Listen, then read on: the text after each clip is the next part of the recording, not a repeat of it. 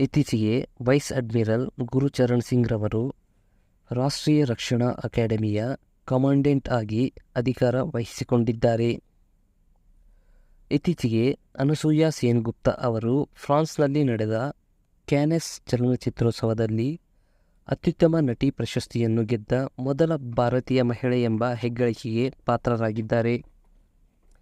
ಜಪಾನ್ನ ಕೋಬೆಯಲ್ಲಿ ನಡೆದ ವಿಶ್ವ ಪ್ಯಾರಾ ಅಥ್ಲೆಟಿಕ್ ಚಾಂಪಿಯನ್ಶಿಪ್ನಲ್ಲಿ ಭಾರತದ ಸಿಮ್ರನ್ ಶರ್ಮಾ ಚಿನ್ನದ ಪದಕವನ್ನು ಗೆದ್ದಿದ್ದಾರೆ.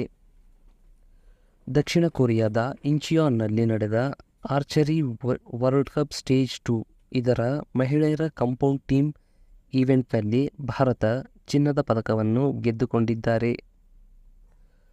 ಇತ್ತೀಚೆಗೆ ರಕ್ಷಣಾ ಒಪ್ಪಂದದ ಅಡಿಯಲ್ಲಿ ಪಾಕಿಸ್ತಾನಕ್ಕೆ 8 ಹ್ಯಾಂಗೂರ್ ಕ್ಲಾಸ್ ಜಲಾಂತರ್ಗಾಮಿ ನೌಕೆಗಳಲ್ಲಿ ಮೊದಲನೆಯದನ್ನು ಚೀನಾ ಪಾಕಿಸ್ತಾನಕ್ಕೆ ಹಸ್ತಾಂತರಿಸಿದೆ.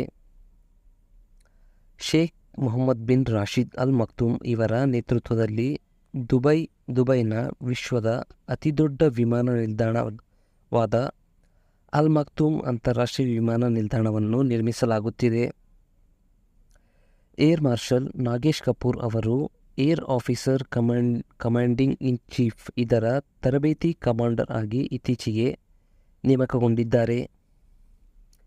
Cochin university of science and technology ಇದರ ಸಂಶೋಧಕರು ಹೊಸ ಸಮುದ್ರ ಬ್ಯಾಟಿಲಿಪ್ಸ್ ಚಂದ್ರಯಾನ್ ಟಾರ್ಡಿಗ್ರೇಡ್ ಎಂಬ ಹೊಸ ಜಾತಿಯನ್ನು ಕಂಡುಹಿಡಿದಿದ್ದಾರೆ.